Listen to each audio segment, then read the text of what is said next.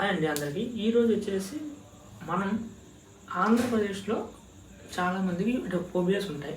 So ఆంధ్రప్రదేశ్లో ఎక్కువ ఏ phobia ఉందనేది చాలామందికి తెలియకపోవచ్చు. సో ఈరోజు ఆ ఫోబియాస్ ఆంధ్రప్రదేశ్లో ఎక్కువ ఏ ఉన్నాయని మ్యాక్సిమం చాలామందికి అవగాహన ఉంటుంది. బట్ ఇంగ్లీష్లో దాన్ని ఏమంటారో కూడా నేను చెప్తాను. కొంతమందికి ఏంటంటే చీకటి అంటే భయం, చీకట్లోకి వెళ్ళాలన్నా, లేదంటే కొంతమంది లేడీస్ భయపడతా ఉంటారు. నార్మల్గా అయితే అంటే ఘోరాలు గట్రా జరుగుతాయని. బట్ నార్మల్గా అయితే చిన్నపిల్లలకు కానివ్వండి, కొంతమంది పెద్దవాళ్ళకి కూడా కొంతమంది ఇంట్రోవర్ట్స్ ఉంటారు, వాళ్ళకి తెలియదు కూడా, అంటే బయటికి చెప్పుకోలేరు. దాన్ని ఇంగ్లీష్లో ఏమంటారంటే నిక్టోఫోబియా అంటారు. నిక్టోఫోబియా అంటే చీకటి అంటే భయం. సో చీకట్లోకి వెళ్ళాలన్నా, చీకట్లో ఏదైనా పని చేయాలన్నా వాళ్ళకి ఏంటంటే కొద్దిగా భయం. దాన్ని నిక్టోఫోబియా అంటారు. అండ్ నెక్స్ట్ వన్ ఇంకొకటి ఉంది, అదేంటంటే ఒఫిడియోఫోబియా.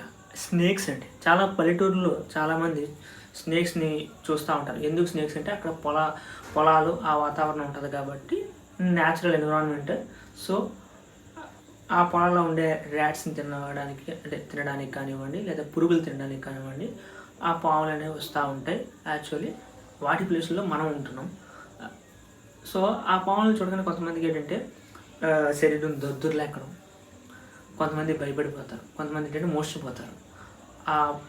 అంటే ఆ భయం ఎక్కువై. సో ఆ ఫోబియాని ఒఫిడియోఫోబియా అంటారు.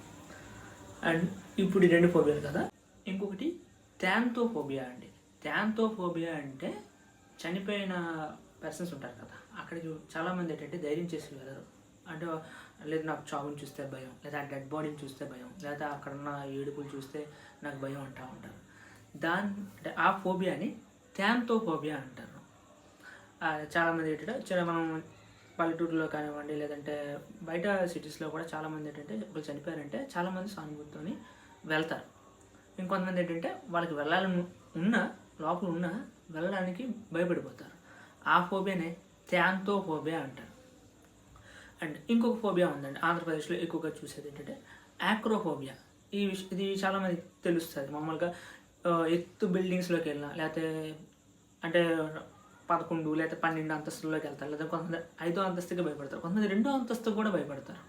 అలానే ఎత్తు పర్వతంకి వెళ్ళినా చాలామందికి ఏంటంటే అక్కడి నుంచి కింద చూస్తే కళ్ళు తిరుగుతున్నాయని, లేదంటే బాడీ మూవ్ వస్తుందని, లేదంటే కొంతమంది వామిటింగ్స్ వస్తాయి. అట్లాంటి భయస్తులు ఉంటారు. వాళ్ళని ఏంటంటే యాక్రోఫోబియా అండి. కొంతమంది ఏంటంటే కళ్ళు తిరిగి పడిపోయే సందర్భాలు కూడా మనం చూస్తాం, సినిమాల్లో కూడా చూస్తాం. దాన్ని బేస్ చేసుకుని స్టోరీస్ కూడా రాస్తారు. సో ఆ ఫోబియా ఏంటంటే యాక్రోఫోబియా అంటారు. అండ్ ఫైనల్లీ లాస్ట్ వన్, ఇది మ్యాక్సిమం చాలా అంటే ఎక్కువ సందర్భాల్లో చూస్తాం. అదేంటంటే సోషల్ యాంగ్జైటీ. ఈ సోషల్ యాంగ్జైటీ ఏంటంటే పబ్లిక్లో మాట్లాడాలనుకుంటారు కానీ మాట్లాడలేరు. నార్మల్గా చెప్పాలంటే ఒక నలుగురు ఫ్రెండ్స్ మధ్యలో అంటే ముగ్గురు బాగా మాట్లాడినా ఒకటి మాత్రం తన వ్యూస్ అనేవి ఎక్స్ప్రెస్ చేసుకోలేడు ఫ్రీడమ్గాను. అంటే ఇలా నాకు ఇలా అనిపిస్తోంది అని చెప్తే మిగతా ముగ్గురు నవ్వుతారండి. లేదంటే ఒక స్టేజ్ ఫియర్ ఉంటుంది చాలామంది, చాలా ఎక్కువ, అంటే మ్యాక్సిమం 99% చాలామంది ఏంటంటే స్టేజ్ ఫియర్ ఉంటుంది. అది 2-3 టైమ్స్ వాళ్ళకి అది అలవాటు అయిందంటే ఆ స్టేజ్ ఫియర్ పోతుంది. కానీ ఆ అటెంప్ట్, ఆ 1-2 అటెంప్ట్స్ చేయడానికి వాళ్ళు చాలా డేర్ చేయాలి. అలా చేయడానికి కూడా చాలా ఇబ్బంది పడి వాళ్ళ యొక్క టాలెంట్ని కానివ్వండి, లేదంటే వాళ్ళు చెప్పాలనుకున్న ఏదైతే సబ్జెక్ట్ ఉందో, లేదంటే పలానా ఉపన్యాసమో, లేదంటే సొసైటీకి చెప్పాలనుకున్నా, లేకపోతే అక్కడ ఉన్న ఆడియన్స్ చెప్పాలనుకున్నా చెప్పలేరు. వాళ్ళు ఏం చేస్తారంటే వ్రాతపూర్వకంగానో, లేదంటే ఎవరితోనో డబ్ చేయించుకునో చెప్తారు. అట్లాంటి ఒక ఫోబియా కూడా ఉంటుంది. దాన్ని కామన్ ఫోబియా అంటే మామూలుగా సోషల్ యాంగ్జైటీ ఫోబియా అంటారు. Thank you.